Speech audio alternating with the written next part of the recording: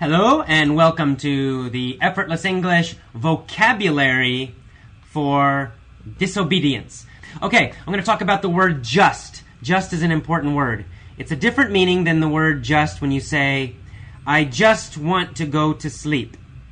In that case, just means only, right? I only want to go to sleep. But in this case, in this article, just means good or fair. It comes from the word justice.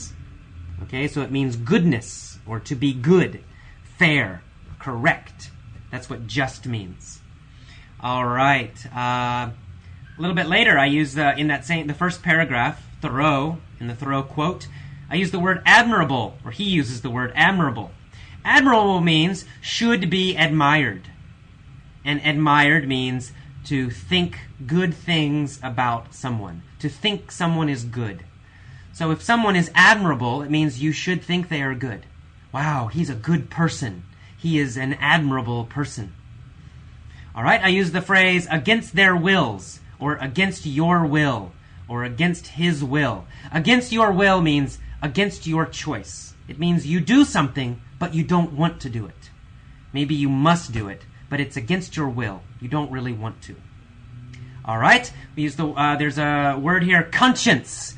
Conscience, in this case with a C, S-C-I-E-N-C-E. Your conscience is your feeling for right and wrong. What is right and what is wrong. It's how you decide. If you think, oh, no, this is bad, this is good. That's your conscience. If you say, he has a strong conscience, it means he always thinks about what is right and what is wrong. He never wants to hurt people. That's conscience. All right, the end of that first paragraph, you'll see the word unscrupulous, an unscrupulous man in power. Unscrupulous, we use it to describe people usually, maybe a company. And unscrupulous means you don't care about right or wrong. It means you do not have a conscience. You only care about power. That's all you care about, unscrupulous. All right, the next paragraph, you'll see the phrase the state. The is important here. The state means the country, or the nation. All right, in the next sentence, you'll see the phrase standing army. A standing army is a permanent army. It means an army that's always ready. So America has a standing army. It's a professional army. It's not temporary. All right, you'll see the word manufactured in that paragraph. Manufactured means made. The verb to manufacture means to make something. Right. You'll see the phrase lump of dirt. A lump of dirt is a round piece of dirt, like a ball of dirt. A lump is something that's kind of round, a small round thing. We call that a lump. If I hit you on the head with a rock, your head will get a lump on top of it. Okay, next. So that's the end of the quote. Next paragraph. I use the word abominable. I say many of the abominable problems in the world. Abominable means terrible, horrible, really, really bad. Abominable. Obedience. It's an important word for this article. Obedience is a noun. The verb is to obey. Obedience means you do what other people tell you to do, right? You follow other people. You follow your boss, or you follow your parents, or you follow the president. That's obedience. That's the noun. If the action is actually called to obey, right? Obey. All right, the next sentence, I use the word moan. Moan is this sound. Oh, oh. It's a sound you make when you're hurt. If you're hurt, oh, oh. And it also sometimes has the idea of criticizing someone, right? Oh, he's terrible. Oh, she's horrible. She's bad. You're moaning. Okay. I use the word solely in that paragraph. Solely responsible. It means only responsible, right? Solely means only. And at the end of that paragraph, I use the word abandoned. These people have abandoned their conscience. To abandon something means to leave it forever, or to get rid of it. If a mother, abandons her children, she takes her children, she puts them somewhere, and she goes away. She never sees her children again. She has abandoned her children. All right, next page of the learning guide. You'll see the word soldiers. Of course, a soldier is someone in the army, an army man or army woman. Talk about pulling the trigger. The trigger is part of a gun. It's the part you pull. You pull the trigger, that little piece of metal, and then the gun shoots. I use the word torturing. It comes from the verb to torture. To torture is to hurt someone. You try to hurt someone. But it means to hurt someone who has no power. They're helpless, maybe a prisoner or a child or something. So you hurt them, you hit them, you beat them, you do terrible things to them. That's called torture. It's a noun or a verb. All right, and then at the end of that part, at the end of that paragraph, I use the verb to refuse an order. To refuse something means to say no. Someone asks you to do something or tells you to do something, but you say, no, I won't do it. That means you're refusing, right? I refuse. I will not do it. So refuse is a little bit like a word in the next paragraph, which is disobey. Disobey, it has a similar meaning, a close meaning. It means, disobey means not obey. Do not do what someone tells you to do. You do not follow orders. And you'll see the word unjust. Unjust is the opposite of just. So unjust means bad. An unjust law is a bad law. It's a law that hurts people. So Thoreau and Gandhi and Martin Luther King, they all said, disobey unjust laws. Do not follow bad laws. Okay, and these people were rebels.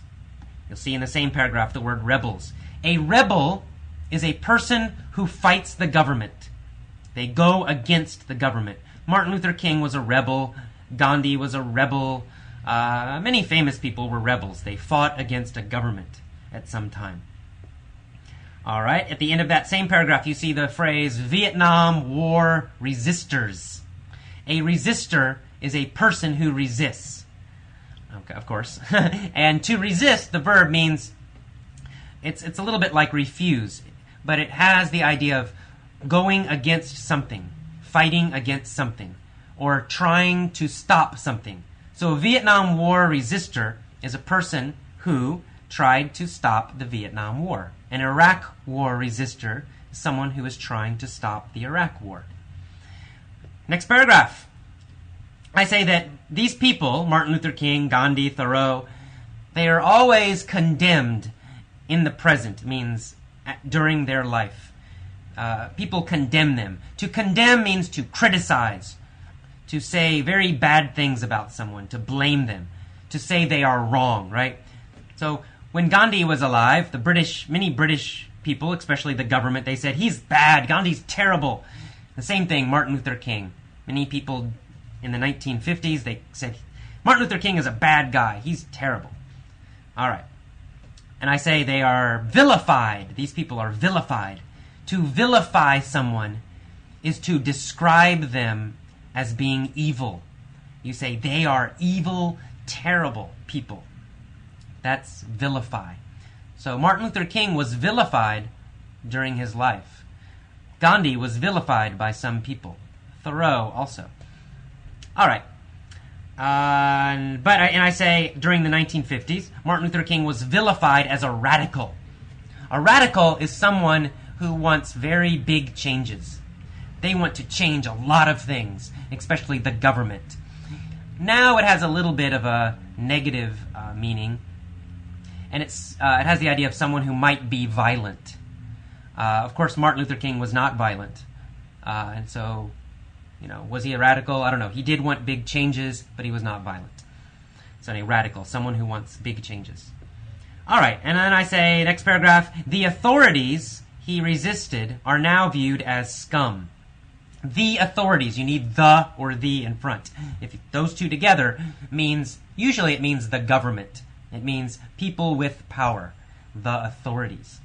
And scum is an insult. It's a bad word. Don't call someone a scum unless you hate them. A scum is a low-class person, a really bad person. Maybe a criminal, maybe someone with no education who's very terrible, bad person. Scum. All right, and finally the word lifetime means, of course, the time that someone lived. Martin Luther King's lifetime. He lived in the 40s, 50s, 60s.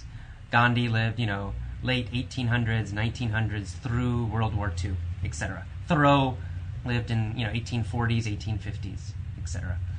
Okay, that's it for today's vocabulary. I went fast today. So, if you don't understand the first time, listen again. That's the magic of MP3s. You can listen many, many times.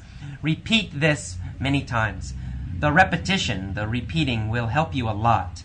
It's easier than trying to memorize and study so hard, right? Just relax and listen again, no problem. If you don't remember, so what? Listen again. It's really easy. Okay, after you finish this a few times, listen to the mini story. That might also help you. Okay, see you next time. Bye-bye.